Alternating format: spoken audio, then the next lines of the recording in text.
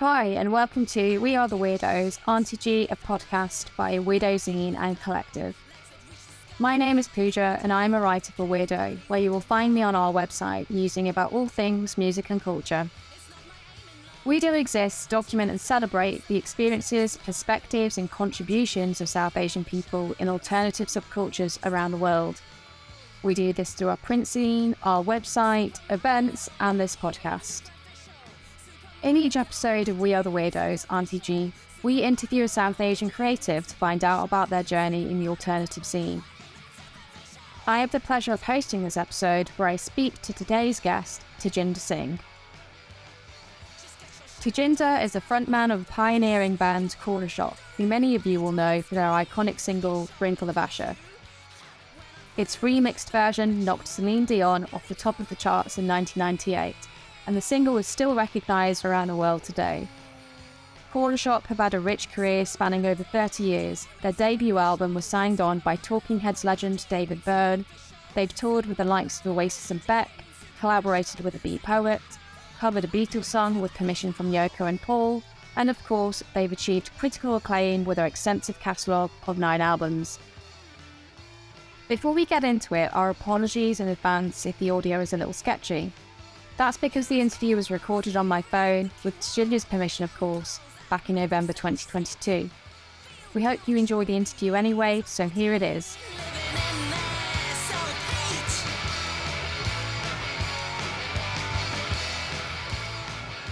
So you grew up in Wolverhampton. Your dad used to be a headmaster in India, then he came over to the UK looking for job opportunities, and your mum then joined him later on with your older brother. And you grew up in, like, essentially the era of Enoch Powell, which must have been insane. Although I can't say it's, like, really that different anymore, but we'll touch on that later. So how was, like, growing up in the same year that he made his obviously infamous Rivers of Blood speech? How was that, and how was growing up in a place that kind of continuously attacked your ethnic identity, others around you? How did that shape you as a child and the person you are today? Even when my parents came from Wolverhampton, there was still a sense that we're going to stay here for a little while and then move on. And in a way that was sort of etched into us as well. It was sown into us as we were born that that was going to be the case as well. So being a bit of a dislocated community, away from the mainstay of what other people were doing, it wasn't weird. It was, you are a second sort of class citizen, and you sort of know it, and you're told it. Every day it's reinforced that you're different and second class. And in a way you think, well, we're not going to be here too long anyway, so that doesn't really matter. Yeah. And then as time goes on, bigger roots tend to settle, and it's only then when you start confronting these things. If they're there in front of you, you just deal with them. I just bought a book on 3 parts of Wolverhampton. I've only read a little bit, an introduction to Wensfield, which is where I'm from. It was a town that was inaugurated in 910 by the Danes, which I thought was just wonderful, because that puts pay to the comments on Enoch Powell. We don't have to worry about that. We know that he's an idiot. Yeah, that's interesting. Because the Danes were there in 910. All of this pure stuff that he talks about is not pure. I mean, he spent a lot of his time abroad in places like India, but one of the things they talked about was that then in 1741, the people from Wensfield would walk to their local church, which was actually in the centre, which was St. Thomas's Church in the centre. And between walking there wasn't roads, and it was quite a horrible walk, and they complained about it. And then if you skip to 1970, you've got Asians that were walking on the Sundays into town, turning when you get to the railway line and going to Victoria, God knows, because that was the only close temple until the Sikh community paid in for a small temple to be inaugurated, which is right near St Thomas's. Just those few paragraphs, it was quite enlightening that people have done the same journey that we've done, and they were English or they were Danish or whatever. And then it repeated itself in the 70s and every sort of 30 years in between. But obviously that's a backdrop we wouldn't have known, and we didn't know. Books tell you that, but we didn't even see that book till now. And Zach, did you say that was Winsfield in Wolverhampton? Yeah. That's interesting, isn't it? So it's always been a melting pot of cultures, which is ironic for the Enoch Powell era. It renders it ridiculous, the Enoch Powell era, and it just stops a lot of arguments and loud talking. Yeah, that is interesting, and I'm sure there's like countless other small towns and cities where that, you know, that's obviously the case, especially like Birmingham is always historically been a melting pot of cultures, but then for some reason is bit of a breeding ground for like the BNP and things like that. I would wager most Preston was the same. Preston was very violent when I first started there in '86. Very violent, just a very aggressive town anyway. Again, it's sort of frightening on the streets. I mean, they hated students anyway, but they certainly hated Asians as well. Why did they hate students? Like, as in students of all colours? They hated students of all colours and creeds, yeah. They were easily discernible. They dressed different to the townies. What is it? So it was more like a class thing? It was a different thing. It was a community that was readily available to be picked on. That's interesting. How was it for your parents to sort of acclimatise, and how did that sort of reflect on the way you kind of self-identified? For example, at school, were you the only Asian kid? Oh, no, there's a lot of Asians. Yeah. A lot of blacks and a lot of whites. No, it was a mixture of everything. Really, you know, Asians, they tended not to talk about the partition, but actually they tended not to talk about anything. And anything that was not so palatable, it wasn't necessarily a talking point. They might say, you know, you've got to be careful. They certainly said, you've got to look after each other when you go out. I think they were too busy just getting on with their own shit. The Indian kitchen, which I spent a lot of time with my mom and my aunties in the kitchen, having a very good laugh, but really it was parochial. It wasn't about political things or anything like that. Really, it was more like a Punjabi folk song. So really, we didn't talk about it that much. Do you think your parents were alive to the fact that that sort of sentiment was like sort of everywhere at that point? Yes, they were. I mean, my dad was political in terms of a Labour person. Yeah. We were Labour people. Never too far left. He became a teacher. He was aware that there was elements of that he didn't like. You'd hear the odd things, but generally they would keep things away from you. That's a very common thing amongst all, diaspora parents. It's the same with my mum. Like, she was brought up in the Indo-Bangladesh war. She never really talks about it. So it's only when I ask her about it, that's where she's suddenly like, yeah, and I had to hide in all these bunkers when I was 10 years old. And I'm like, oh my God, Mum. It might be because of their background that they didn't want to talk. Or it might be that the people just didn't have the capacity in those days. Nowadays, everyone's free to talk. I mean, even doing the fanzine is an element of communication and talking and putting things over. People just kept to themselves in those days. Yeah. And I guess there was that feeling of we've come here for, in a way, a better life. So let's just get on with it. Just ignore all the rubbish and just get on with it, sort of thing. Well, I think they just kept away from it.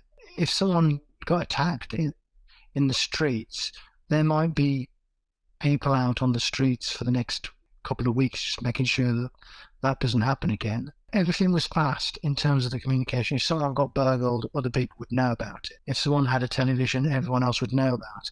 Essentially, the twain didn't meet. It was still an element of, we're only here for a while. Let's just get on with it. Yeah. Did you have any instances of racism directed at you growing up? Yeah. I mean, as I say, every few days you were told what people thought of you. We lived next to two brothers, And they looked like twins, so we called them twins, but they weren't. And they were very aggressive to most people. Luckily, we lived near them, so if there was some aggression towards us, they would probably stick up for us. But if there were other Asians walking past, then they would stop them. And one of my good friends, he was stopped, and they just let people sit down, and then they just teased them and taunt them for however long they wanted to. That's what people did. If people didn't like you, they would just stop you and keep you in a corner with a stick. If that's what they did. We had fires burnt around us, and we were made to dance, things like that. In a way, you didn't confront it, but you bounced around by it, because there's nothing that you could do. It was there. You were bounced from one conversation of people not liking you to a conversation of people sticking up for you, to, again, someone just jumping on you and knocking you down to the ground just because they feel like it. It just wasn't nice, but it was also a very day-to-day thing. I guess, like, sort of growing up in that environment, did you ever feel like you sort of stuck out? Because many of the readers for Weirdo, who are South Asian and listen to things like rock, punk, grunge, indie, etc., they often describe feelings of sticking out amongst their peers, and they've often described like going to gigs and literally being the only brown person. And I can definitely attest to that. Like, I've been to so many gigs where I'm literally like one out of three Asian or black people in the entire venue at, let's say, the Roundhouse or whatever. So did you ever get that sort of feeling growing up, and do you ever get that feeling now? Yeah, of course I got that feeling. Me and my brother, we generally went out together. We would be the only Asians. Only blacks. The only blacks in a gig. It's interesting that you use you describe yourselves as black, because there was a point in time where Asians were describing themselves as part of the black community, and that's because there was this like sort of collective understanding between people of colour that actually you needed to sort of bandy together to be heard in the most effective way. Whereas now we don't really identify with that word anymore. But it's interesting to see how that's changed over time. Well, I personally, I mean, people get very offended by words, but blacks, that's how I grew up with the term. And you are black, not because you're bound together, but because you're not white. So that's where black comes from. I like a term, and a lot of people have discussed it by it, but I consider myself a WOG. And I think there's a lot of pride in that word for me. Yeah. It being an acronym, it being Western Oriental Gentleman, or gentle person, or gentle woman. There's a lot of reasons to keep that vocabulary there. Yeah. Because of what it conjures up. It shuts a lot of people up because they don't know what to say about it. But if you get rid of it, then you also get rid of the history behind it. So rather than talking as I have done in long words, I love the fact that 3 letters can say all of that and more. Yeah, that's interesting. Is that sort of the impetus behind your track from your last album, The WOG Army Roam? Well, there is that. Yeah, we did a song called WOG, and we had a song called WOG's Will Walk, and there's about 5 of the songs with what the word WOG is as well. Yeah. It's as recurring as racism itself. Yeah, that's it. Yeah, and then taking things up to more modern times. I happened to go to a gig at short notice to the Union Chapel. Yeah. And I was shocked. But actually at the door, I think there's an Asian doing the tickets, and there's the security were black. But going in and into the arena, not one black person. I was quite shocked. And was that for, if you don't mind me asking, was it sort of for a white artist that you went to see, or? It was a couple of artists that were white. Yeah. But they're also not from England as well. So, there's every opportunity for anyone to come and see them. Yeah, it is strange how in this day and age it's like I just don't know where all the Asian people are at gigs. Well, it's not really it's that it's it's our fault for not going to these venues. It's more like, well, there's probably different factors. Of one is the Well, I cost think of things. part of it might be like that. You know, when we were growing up, you either liked alternative music or you like danceable music, whether that's R&B or soul or whatever. And me and my brother liked alternative music, so we were absolutely cut off at times from our own community, and it was our own community that first would have ostracised us before we went into any club, which is what we talked about a bit earlier. Yeah. And it was our own community that, you know, again, the bloke, the poor chap, my friend who was sat on the floor by my neighbours, he said, I'll do whatever you want. I won't stop seeing the Singh boys, Singh brothers, because I know what they're about. I know what they're like. So don't just look at them and say what they're like. You know, he would have been about 15 when he said that. And it's those are the sort of things you remember, you know. That's a big statement. But it was the Asian community that first did the ostracization. Yeah, that's actually. Then you go out into the world, and then you can look for good old-fashioned ostracization that anyone can feel. You know, for an Asian to be in a band was not just rare; it was as rare as hen's teeth. For an Asian to have a guitar, that was sacrilege. For an Asian to sing in English, you're going to get hit. To sing in English as opposed to your own like your own heritage's language, like Punjabi. Well, to sing, I think your own heritage again, it doesn't enter into it. If you're singing in English, you're what they call the soul gone astray. There's no helping you. You've moved on. Heavy rock was big in those days, and you know our chess teacher would have playing Rainbow and Deep Purple and what have you. Yeah. And people, we played Wogs against Whites on the cricket pitch. That was lovely. Everyone got on. That was great. But every now and then, some of the Whites would go away because they'd go to see Status Quo or something like that. And we would think, oh wow, that sounds pretty exciting. Seeing Thin Lizzy, that's great. Yeah. But it was a world away from what we would do because you just didn't do that. That's what I mean, going back to the feeling that you are there, but in a way you're not there. You can think about those things, but in a way you stop thinking about those things because it's not really of you. And none of it was of us. We like records from about mid-80s, and we started getting into records. But before that, it was always Sikh devotional music and Punjabi folk music. And then it started slowly in the mid-80s getting into Western music. Before that, I really didn't really care.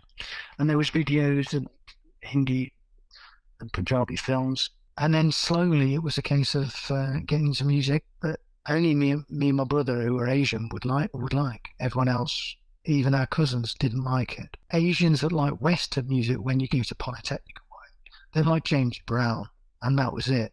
Or they liked R&B, or they liked that loved up wine bar nonsense. And it was, to us, it was shit, but that's what they liked. So, you know, there was still a strict demarcation, but it slowly, very, very slowly started to evaporate into what you've got now. And now you wish there was fucking demarcation. What do you mean? Yeah. Well, sometimes it's nice to have a clear line and know what you are. I mean, one of the things about music is that it can be political, and in those days it was political. It reflected what was going on. Yeah. Nowadays it doesn't seem to reflect what's going on, or it reflects what's going on in a car park, or it reflects what's going on in the green room of a club, and it reflects not that much. Yeah, that's an interesting and reflective. It's a very sad thing for me, because that's one of the reasons to be doing music, is the political side of things, is to change people's thoughts or try to change them. Do you feel you may have changed the thoughts of the Punjabi or South Asian community that was around you in Wolverhampton or other places in England? Like, do you think your music, Cornershop's music, has changed thought patterns? Oh, definitely. I think it's created thought pattern. I mean, the Asian underground scene, there was only one group that was Asian and underground. Everyone else was on big deals. So there's nothing underground about that. But I meant the minds of people who weren't born here, so your parents, for example, or that generation who are here. I think slowly those things did melt a little. Maybe they softened a bit. Well, they must have softened. There's more people doing it. But really, in terms of, I think the bigger thing was that people were writing to us and saying, well, we don't do music. We do fashion. We do this. We're a journalist. We do whatever we do. And my parents can't understand it. Or that the sexuality is something that the Asians don't appreciate. But through your music, we get feeling that we belong a bit more. That's the sort of stuff that certainly did happen. And, my father wasn't really enamored with what we were doing as a group, even when there was success. Not that it mattered, because one of the things that I didn't answer was, did you get support from your parents? Of course I didn't. Yeah. If we got support from our parents, we wouldn't be doing it. One of the things, actually, I mean, this is again something I read. Actually, when I was in Leicester, I read some book on. I was there for a little while, so I went into the library for a bit, and I read excerpts of the book on V.S. Naipaul talking about letters that he either sent to his father or his sisters, or vice versa, when he was in Oxford studying in 1950. His father was a journalist who worked for the Guardian and the Evening Post in Trinidad. His sisters were probably better writers than V.S. Naipaul, but they were doing different things. It was all about encouragement. His father can say, oh, I can see that your writing has developed, you've got to do this, you've got to do a screen. He got encouragement totally. That's in the 50s, because he was in a profession that wasn't alien to his parents, that they could take him under their wing, that they could be proud of, that they could encourage. That wasn't what we had with our parents. Yeah. In fact, never the twain shall meet. And if the twain did meet, as I say, sticks would come out, because it was anathema to them. When we first started, the elements of what we were doing was not very palatable to them. And we certainly got chased out of a few labour clubs and working men's clubs, because they couldn't understand, I would say, juxtaposition of what we were trying to do. You can't do it. Sometimes you cannot have your parents liking it. And it is the job of youth to do something that's totally different to what your parents are doing. It's the job of youth to move things over, to turn the soil. Is that something that you encourage? I think you have kids, but do correct me if I'm wrong. Encourage who? Encourage your own kids. Like, yeah. I'm sorry, do you have is it 2 children? I've got 2 children, yeah. Yeah. 2 boys. I don't encourage them. They encourage me. Okay, yeah. Yeah. We were dignified enough to not allow our parents to always be one removed from our parents in doing what we did. It's a world away from now.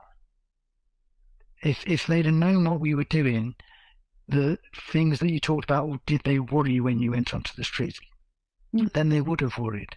So we kept it away. That's why I'm so disgusted with my eldest kid, because he comes in and out of the house, and I see everything that he does, and I don't want to see it. He needs to, spread his wings and do it away from me, because I don't want to see it. Yeah, fair enough. What do you think about the current sort of rock and indie scene, and how it allows for more diverse representation than, say, back in the 90s or early noughties?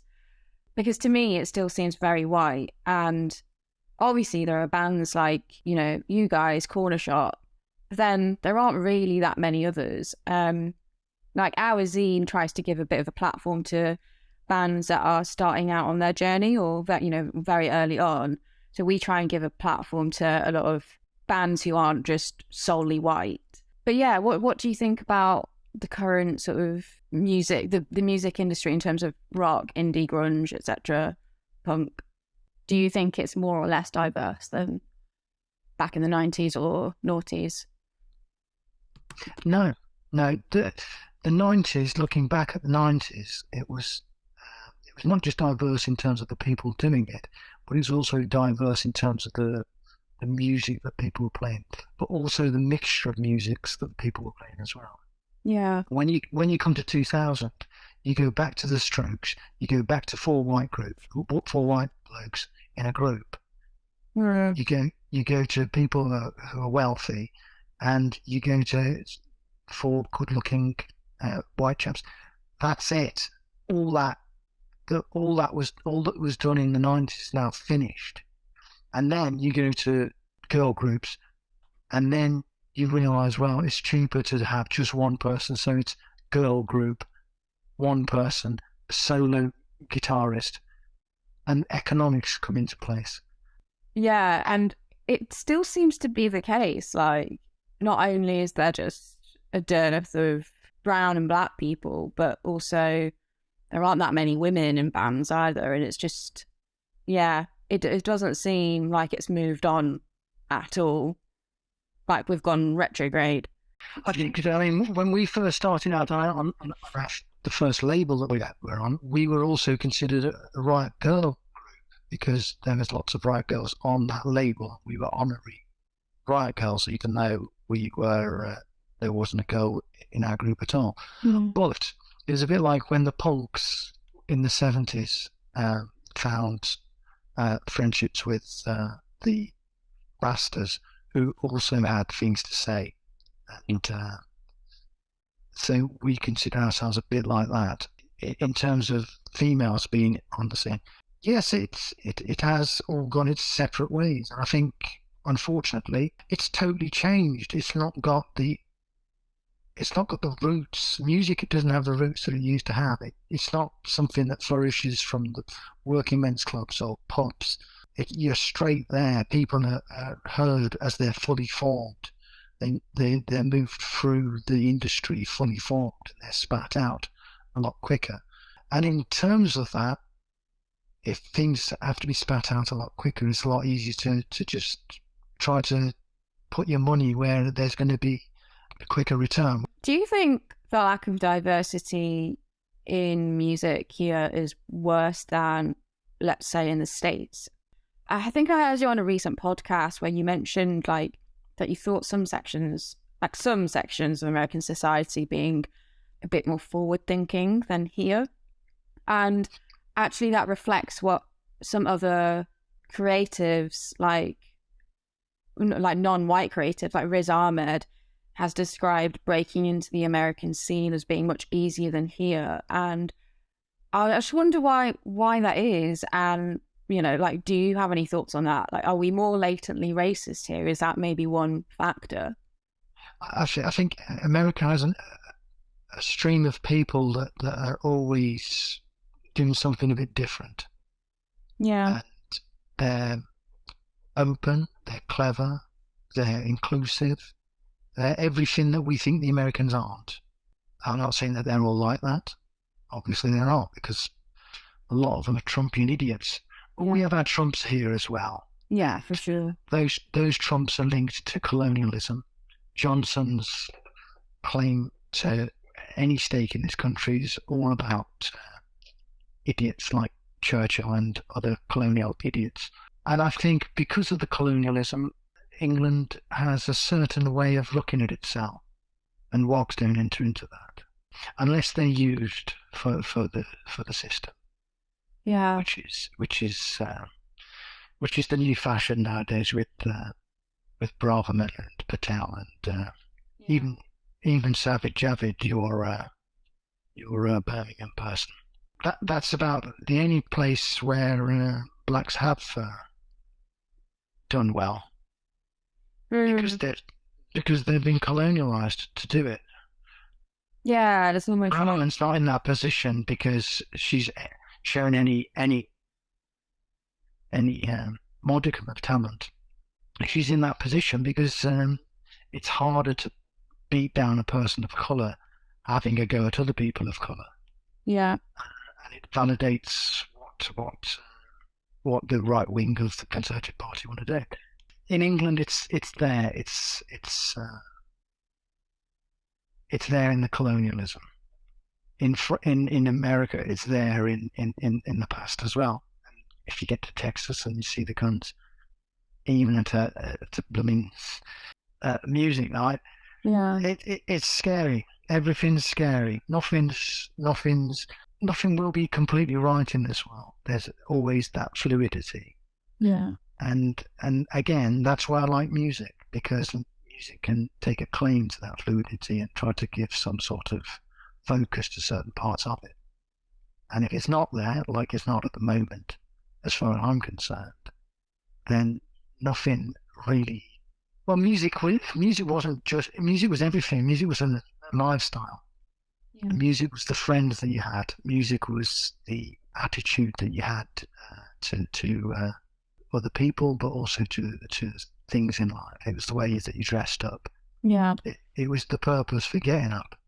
When music and the caliber of music can be taken over by a very special baked piece of bread, you know that music's lost it. When a cappuccino is more important than what you want to listen to, then music has lost that edge. Totally agree. And I think that's a good little lead into the next topic, which is obviously the most famous song that Cornershop is known for is Brimful of Asha. Yeah, and I love how it entered the charts at number 1 in Feb 1998. It knocked off Celine Dion's Titanic theme song, My Heart Will Go On. So how did it feel to knock Celine Dion off the charts? When you've been doing a group and you've had to really fight for every element of what has gone on, for every day that group has been going, when you've had to go to Europe because you've lost the focus in England, you've had to go to America to open things up there, and you've been well received, and your album is Spin Magazine's album of the year. Everything is it's hard fought for. So when it came to Brimful getting the number 1 slot, it was great. It was as good as having Brimful be John Peel's Festive 50 number 1 a couple of months beforehand. And it was a matter of a great pride for us that had worked so hard in getting the producers that were against us back on our side. Yeah. And it wasn't just about, it was about the industry. It was about the art, the artwork, the videos, the interviews, working as a band. And that's what we were very, all of it was, we were very pleased with. In terms of the actual song itself, the actual song is, it goes back to what I said about record collecting and liking different kinds of music. And in terms of a song that talked about record collections and put together very strange types of music or elements of music from many different countries. There's Jacques Dutronc with French, there's Chichi music, which is more to do with Welsh. There's obviously the Indian elements of Mohammed Rafi, Lata Mangeshkar and Asha Bhosle. There's Jacques Dutronc, which is again French. But to put all of those elements together, Trojan Record, which is reggae, in one song, is what we pushed as people. That's what we were pushing as people. We like those kinds of music. We like the idea of liking those kinds of music. And we like the politics that music gave to us. And we put it on into, it is in one song. It does talk about politics. It does talk about the Narmada Dam before Arundhati Roy talked about the Narmada Dam. It talks about government. So it's quite relevant to anything that's going on now as well. Yeah, it is. And there's a sense of, like, obviously the irony is that Asha means hope, as well as being a reference to Ash Bhosle. That's quite nice, and was the sort of intention to keep with that sort of that hopeful, optimistic feeling, but then also there's that paragraph in the song which is about, we don't care about no government warning, about their promotion of the simple life and the dams they're building. Like, you know, you're keeping that hope going, but also not forgetting that there are problems. Yeah. In spite of. Yeah. Basically, it's saying, well, I might have iterated in the interview, actually, weaved into it, but basically saying that you can have solace from whatever's going on in music, and that can be your diva, that can be your light through whatever's going on in the world. And certainly that's what the song was about, that music can get you through from one day to the next, because that's how we certainly lived. You have to get from one day to the next. Yeah. Well, it's such a great song.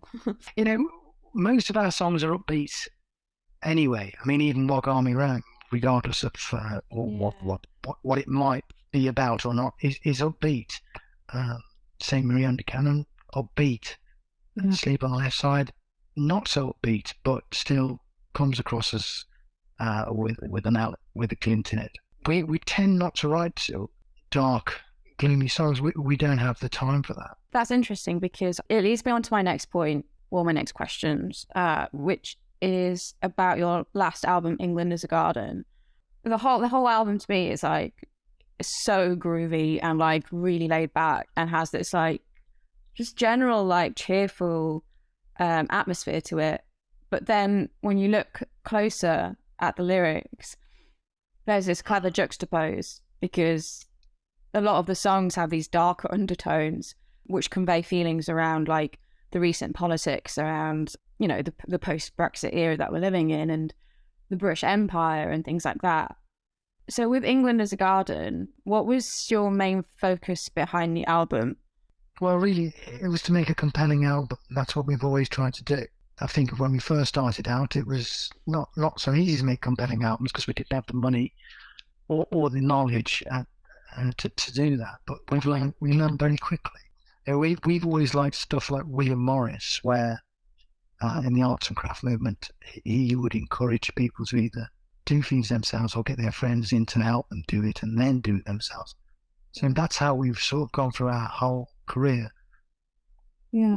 With an element of the limitation of what's around us, whether that's money or whether that's technology, resources, or time. So really, that album was approached like any other album. We've had a lot of faith in our albums as we've gone through them. When I Was Born at the time did very well, but we thought Hand Cream for a Generation was far better. Yeah. And then Judy Sucks a Lemon was done after the Clinton album. We thought that was quite a compelling album, and I think it's still as compelling. It still carries on. We had a single off that with Third Man. People are still into it. There was no new approach to it. It was just an approach to get it done, and to do it to the best that we could do. I mean, I absolutely love the album. I think it's so infectious. It's got a very infectious energy about it. But also, it seems to be like a kind of an album that connects all of your previous albums, and is a real well-rounded picture of what Cornershop is about, like in terms of your lyrics and also your sound. Use lyrics from old songs and keep them going, and I've used characters from old songs and kept them going. I mean, Bubbly Core was a character that was in Walk Will Walk, that was on the Judy album, and then Bubbly Core turns in the flesh to just come and do the Bubbly Core album.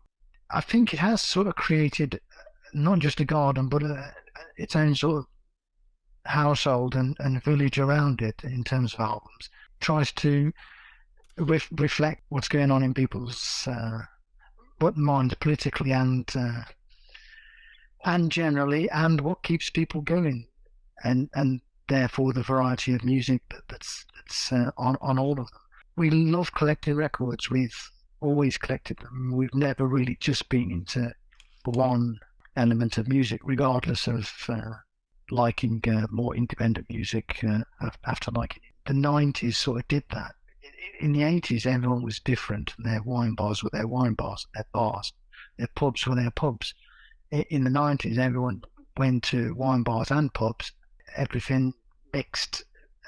people thought, well, this is music, and you can have rock and you can have African singing on top of it, and technology brought a lot of things together. We believe that the music that we collect doesn't have to be too separate. There's always an element of where music meets, and that's also we've sort of tried to emphasise that with some of the collaborations that we've done.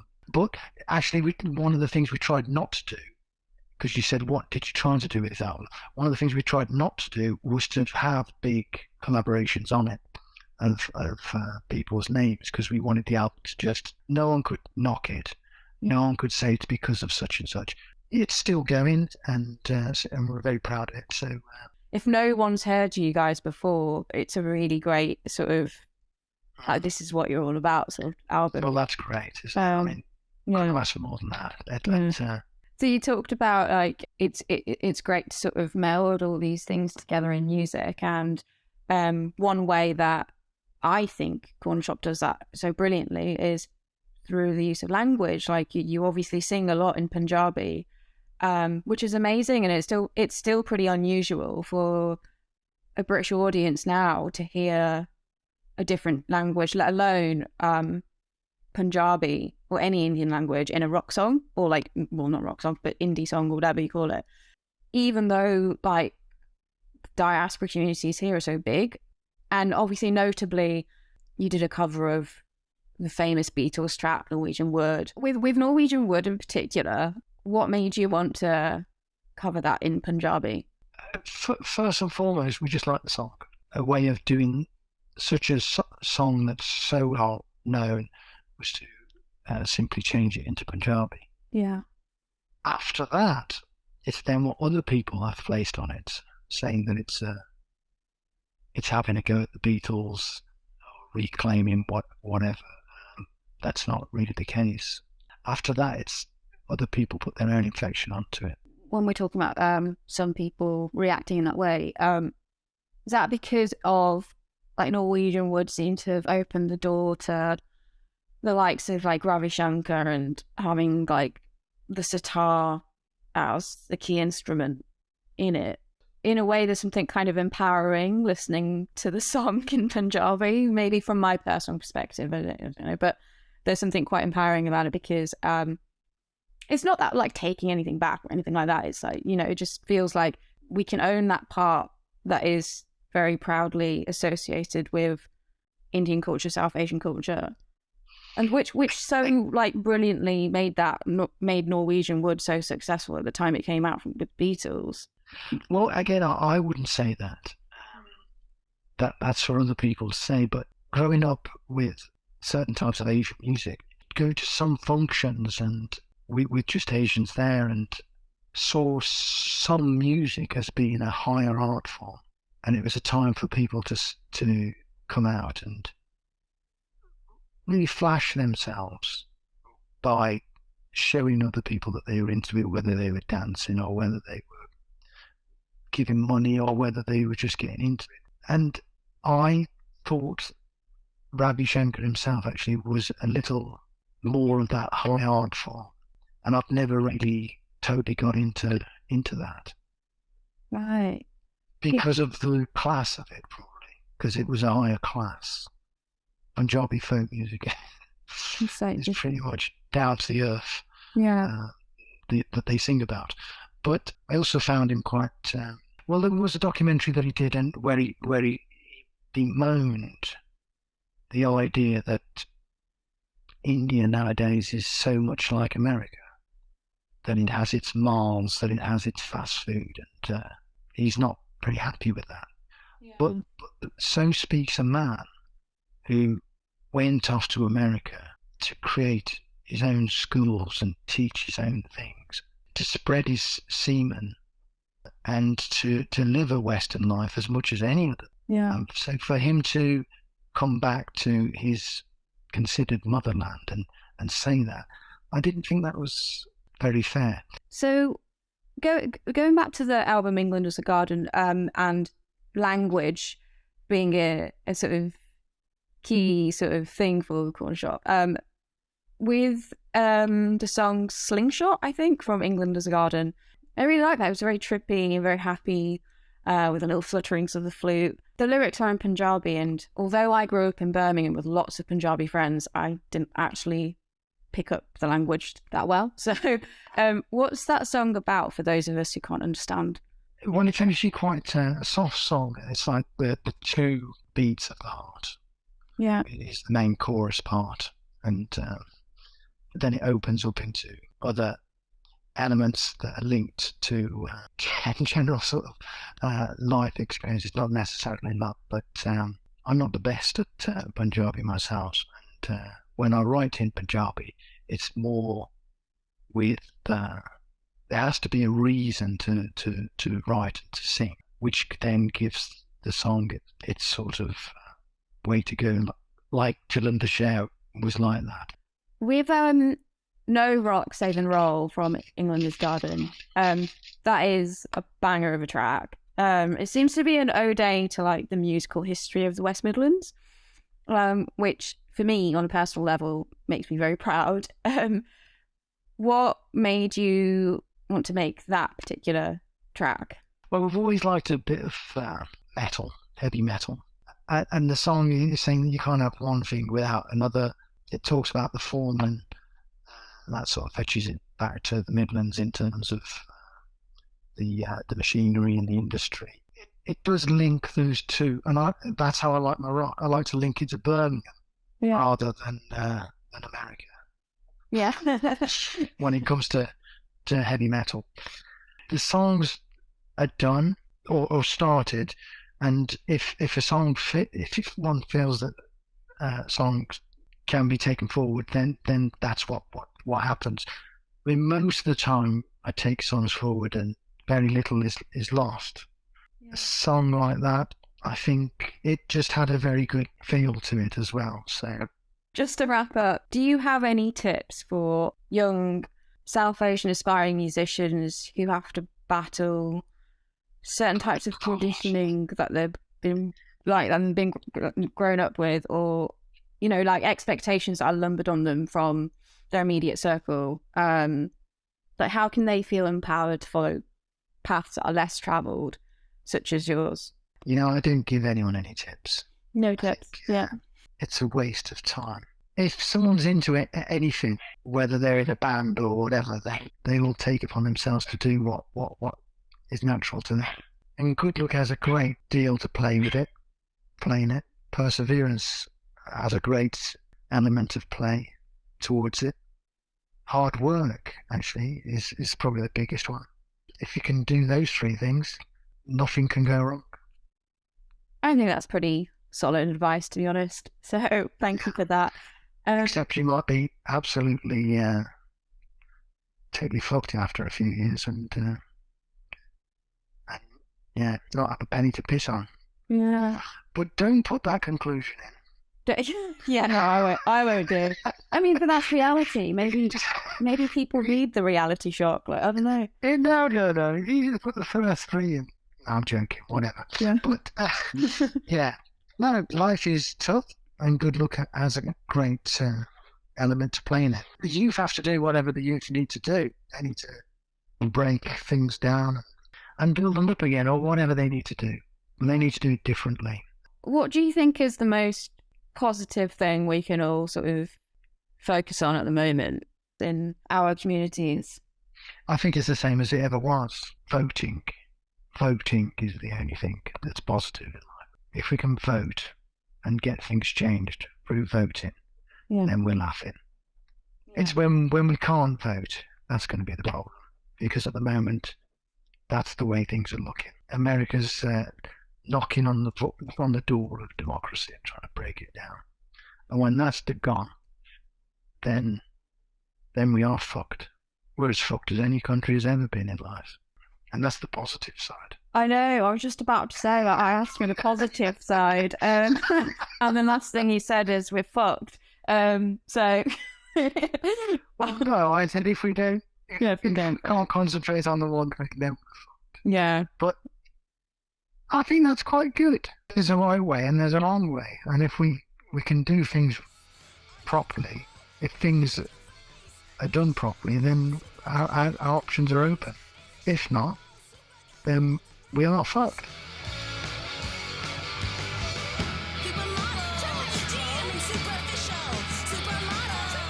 Thank you for listening to We Are the Weirdos, Aunty-ji, a podcast by Weirdos and Collective. Weirdo is a volunteer-run project that was created to document and celebrate the experiences, perspectives and contributions of South Asian people in alternative subcultures across the diaspora and Indian subcontinent.